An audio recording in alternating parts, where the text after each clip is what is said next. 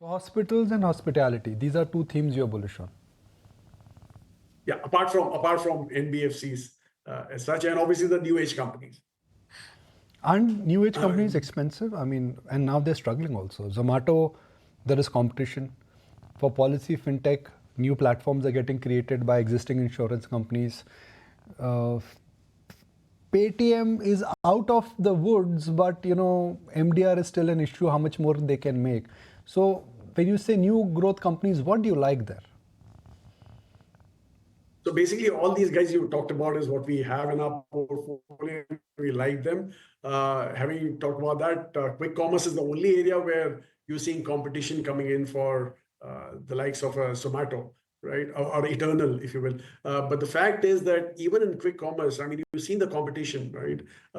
They've been cutting off people, been cutting back on their expenses. So, I mean, if you take the example of a Meituan in China, it seems like it's not exactly a winner take all, but winner wins it all kind of market as such. So I think that is what we are playing on in India. And hopefully, I think Eternal being a stronger candidate out here and Zepto being a new kid on the block, I think the worlds are very much in favor of Eternal. Having said that, I'm not calling out any buy call out here. I mean, we are invested in this, so we are quite comfortable with the valuations, even looking at the future, right? Secondly, I mean, the likes of the fintech companies. Again, you may say that the MDR issue is still over and overhang. Yes, it is. But look at the way that company has come out of all the mess that it had gone through. Right. I mean, if anything, I think the comfort that we take away is that there's a strong management in place, and obviously, fintech is the way forward per se, because these are the guys who are gonna be the future in the country, and you've seen that across the globe per se. So that's why we're comfortable with these kind of names. Also, apart from that, we have names in auto space, which are platform companies. We have names in pharma, which are platform companies. So it's not only these three that you mentioned; we got quite a few others also. Well, Dinshaw, give us your take and latest take rather on autos, because you have been bearish on the sector overall for quite some time now. But some experts are highlighting that maybe it's time to look at the two-wheelers. Do you agree with that view? And overall, how do you see the demand trend shaping up? Any pocket that is looking attractive? So actually, we are. I mean, we've been forever fairly negative on auto space. Two-wheeler, in fact, we turned very negative very early in life because we saw the EV really cannibalizing the demand, rather the growth in demand in the two-wheeler space.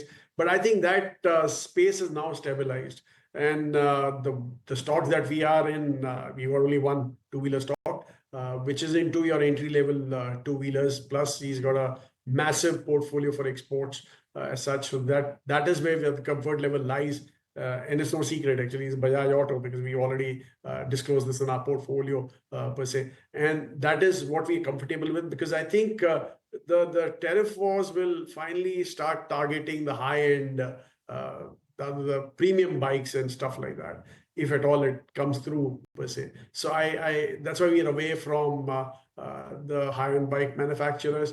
And that's where we are. So Bajaj has in the PV KTM, space, Bajaj has we continue. KTM, Bajaj has EV, Bajaj has three-wheelers. I mean, they are a very different kind of a mix. So I'm just trying to understand that you like Bajaj Auto because the stock is down, or they're gaining market share, or you like their exports, or you like their EV. What is the story in Bajaj Auto? Okay, so basically everything. I mean, KTM is obviously one thing that they were supposed to acquire. Literally, I think. I mean, they didn't have a choice there. But that's a minuscule part of their overall turnover. I think the bigger kicker here is the fact that EVs, they've done fairly well. Secondly, they have entry-level two-wheelers, which only one other competition is there, and that also not that big. It is big, but not that. It's gaining market share, Bajaj Auto, if anything. And obviously, the way the SOPs were given out in the budget, I think that's what triggered our view on Bajaj Auto. And obviously, it's not 100% domestic. It's 50-50 literally, right? So 50 exports. And there again, Africa is doing fairly well for them. So I think that market has done fairly well. So there's an insulation happening. If India doesn't do well, the other parts will do well. So that's what's making us go towards the likes of a Bajaj Auto. All right, Dinshaw, but other than that, Dinshaw, what's been your biggest key takeaway from the earnings season? Give us some sense that which sectors are looking great as a long-term story and which sectors are looking exciting to you and you would like to track more on the earnings front. So, okay, definitely, I think I told you about our preferences. One area where we've been, I won't say underweight, we've remained there is defense.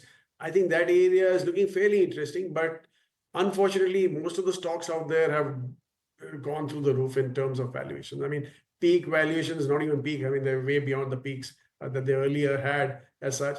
And that is one area that we've been tracking fairly closely. And frankly, I mean, that all comes because the way the prowess that we showed in this limited war with Pakistan, I think that technological prowess, which is homegrown, is what really made us sit up and be aware. We've always been calling out that India can be a sourcing base for defense. I mean, globally, the defense spends are moving up, right? I mean, with Trump coming in, obviously, the EU also has to start spending much more on defense per se. So, and the only supplier can be a very friendly nation who doesn't show aggression. And I think that's where we came from on defense.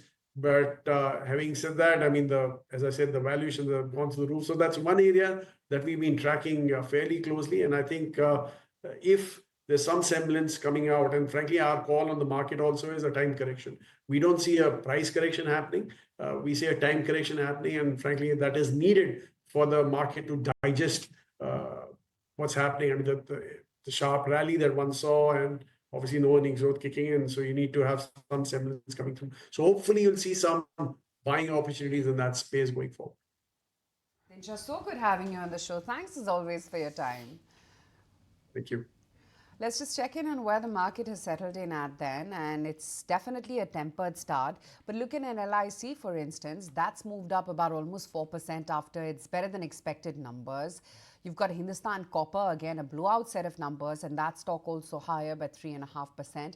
Other than that, there's the CDSL, IRB Infrastructure, Aarti Industries.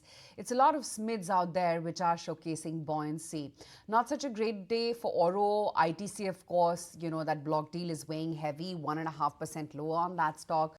Policy Bazaar is down 1.25%. NMDC and Bosch are the other names which are also feeling the heat in trade today. And Infosys, remember we told you that the ADR itself jumped over 2% overnight, and that in line with the rest of the move on NASDAQ. Technology is your big winner this morning.